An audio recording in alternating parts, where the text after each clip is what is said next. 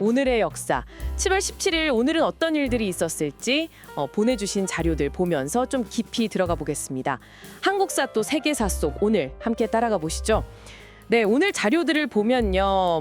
전쟁의 어떤 결정적인 순간부터 또 사회운동의 뜨거운 열기, 문화산업의 새로운 장, 그리고 국제규범의 탄생까지 정말 7월 17일 하루에 많은 일들이 있었네요. 이 자료들 속에서 핵심적인 내용들, 또 흥미로운 지점들을 좀 뽑아보는 게 오늘 저희 목표입니다. 자, 그럼 시작해볼까요? 먼저 전쟁 관련 기록들이 좀 눈에 띄는데요. 1950년 7월 17일이네요.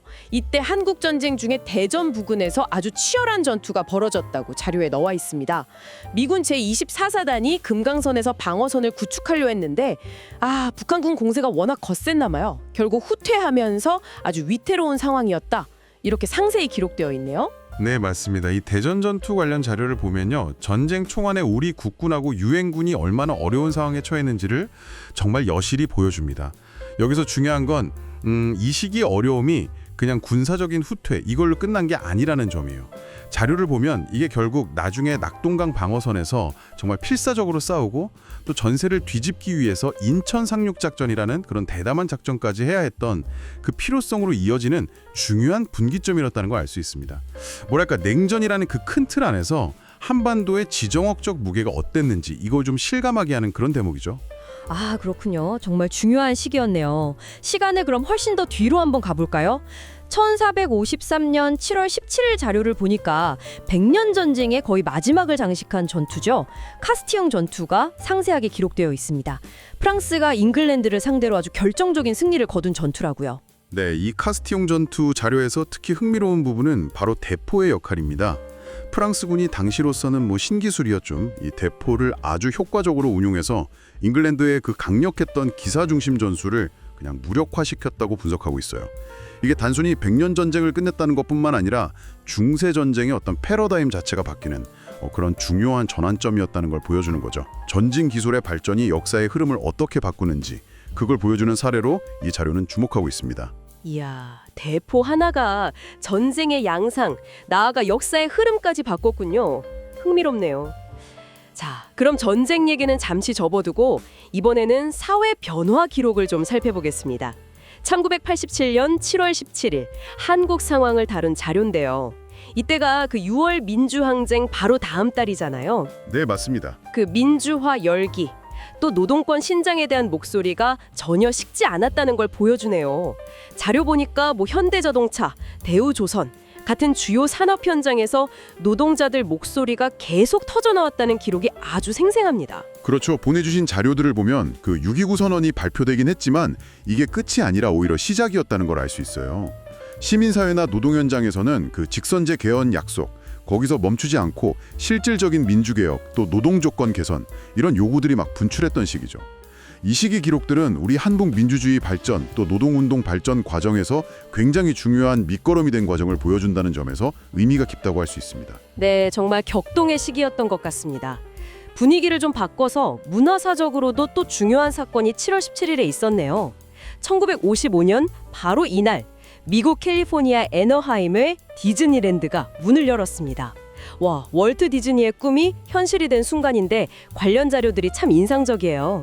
디즈니랜드 개장. 네, 이 자료는 이걸 현대 테마파크 산업의 어떤 시작을 알리는 사건으로 평가하고 있습니다. 한 기록에 따르면 개장 첫날에 입장권 위조 소동도 있고 엄청나게 혼잡했다고 하더라고요. 그랬군요. 네, 그럼에도 불구하고 디즈니랜드가 어떻게 그냥 단순한 놀이공원을 넘어서 그 스토리텔링과 상상력을 기반으로 한 거대한 문화적 현상으로 자리 잡게 됐는지 그 과정을 잘 보여줍니다. 대중문화나 여가 산업에 미친 영향력이 정말 어마어마했죠. 그렇죠. 지금도 전 세계 사람들이 찾는 곳이니까요. 자, 그리고 비교적 가장 최근 기록인데요. 1998년 7월 17일 국제사회에서 아주 중요한 진전이 있었던 날입니다. 국제형사재판소 ICC 설립의 근거가 된 로마 규정이 채택된 날이네요. 네, 이 로마 규정 채택에 관한 자료 분석을 보면요.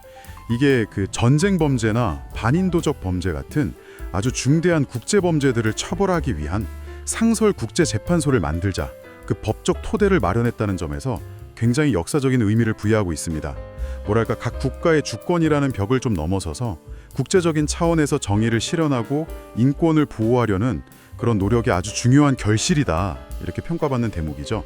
물론 그 실효성에 대한 논의는 지금도 계속되고 있습니다만 그 시작점이라는 의의가 크다고 자료는 설명하고 있습니다. 네, 정말 의미 있는 진전이네요.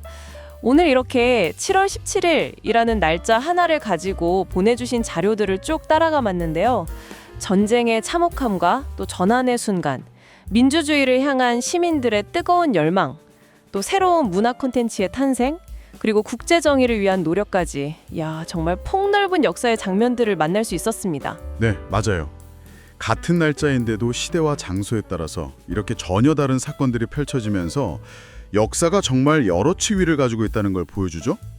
자료들을 통해서 보니까 카스티용의 대포에서 디즈니랜드의 상상력, 또 로마 규정의 국제법까지 기술 발전, 사회적 요구, 문화적 창의성, 제도적 합의 이런 것들이 어떻게 역사를 만들어 왔는지 흥미롭게 연결되는 지점들이 보이는 것 같습니다. 그렇죠. 오늘 함께 살펴본 이야기들이 이 7월 17일이라는 하루가 품고 있는 역사의 무게, 또 그 다양성을 잘 보여주는 것 같습니다.